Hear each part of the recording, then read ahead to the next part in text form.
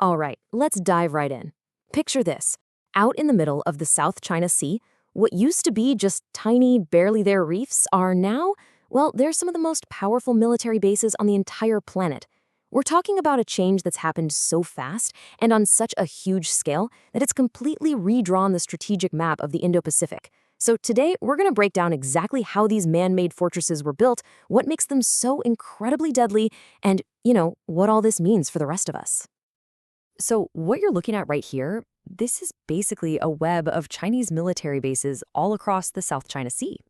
Every one of those little icons, that's a specific piece of hardware. We're talking advanced radar, missile launchers, airfields, the whole 9 yards. Put them all together, and you get what some military folks are calling a killing zone. And you've got to remember, these aren't just regular islands. They're totally artificial, they're permanent, and yeah, they're basically unsinkable aircraft carriers. Okay, so the first question that probably pops into your head is, how on earth do you build something like this in the middle of the ocean? It sounds impossible, right? Well, let's get into the unbelievable engineering and, frankly, the sheer ambition it took to create these fortresses from scratch. To really get your head around the scale here, you got to start with this one number, 3,200 acres. That's how much new land China has literally manufactured in the Spratly Islands alone.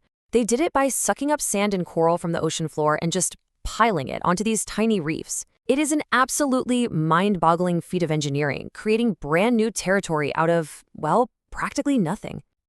And this map right here, it shows you exactly where all that new land went.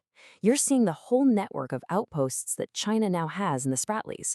I mean, places like Fiery Cross Reef, Mischief Reef, these were spots that you could barely even see at high tide. And now they're permanent strategic bases. See those red symbols? Those are the big ones. Some of them are now so large they have their own full-blown airfields. But here's the really crucial part. This new land isn't just for show. Oh no, it's been built out, and fast, with serious military-grade hardware. We're talking deep water ports big enough for warships, reinforced hangars for fighter jets, and massive runways that can handle bombers and giant transport planes. What this all means is that China can now run sustained military operations hundreds and hundreds of miles away from its mainland. So the islands are built. Now let's talk about the firepower. What exactly makes these outposts so deadly? It all comes down to the advanced weapons systems they've packed onto them, which gives them a heck of a defensive punch and, let's be honest, a pretty serious offensive one too. I mean, these places are just loaded to the gills with some of the best land-based weapons anywhere in the region. You've got advanced anti-ship cruise missiles that can take out warships from way over the horizon. You've got long-range anti-aircraft missiles to own the airspace. And you've got really sophisticated jamming gear that's designed to just completely mess with an enemy's ability to talk or see. Yeah, if we look back at this map, the icons really do tell the whole story. See those missile platforms and what are called SAM sites, that's surface-to-air missiles? They're all positioned so their fields of fire overlap and interlock. It's like a web.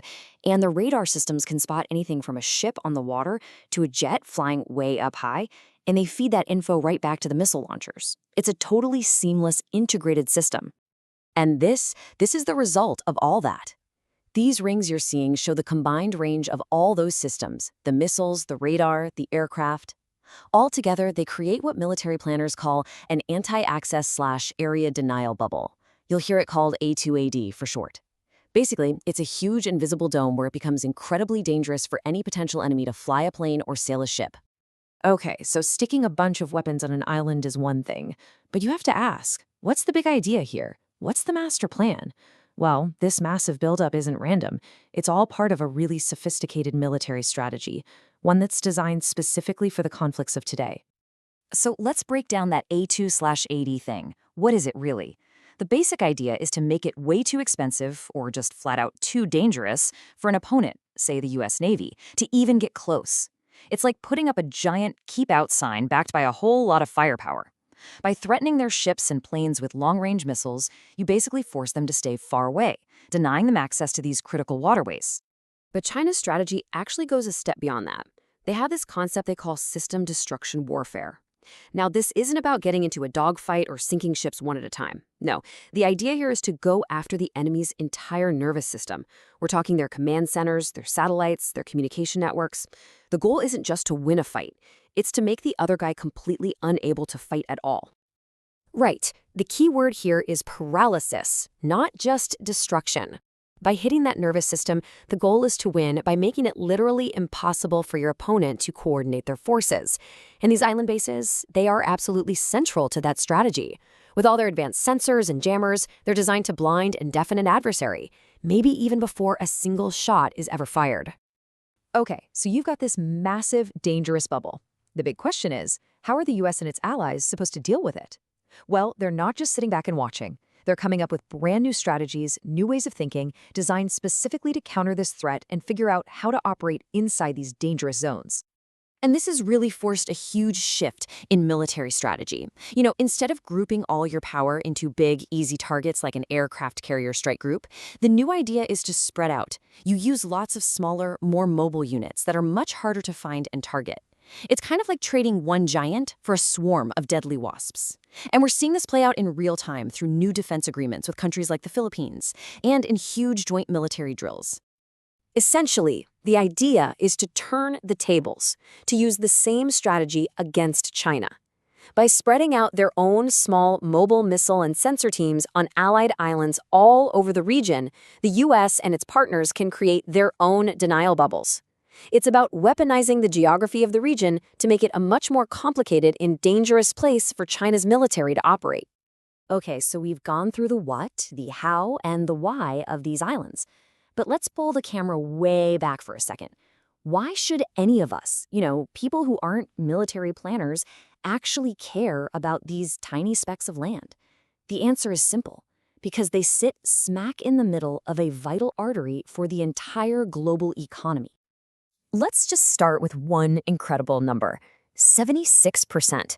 That's roughly how much of China's imported oil has to travel through the South China Sea.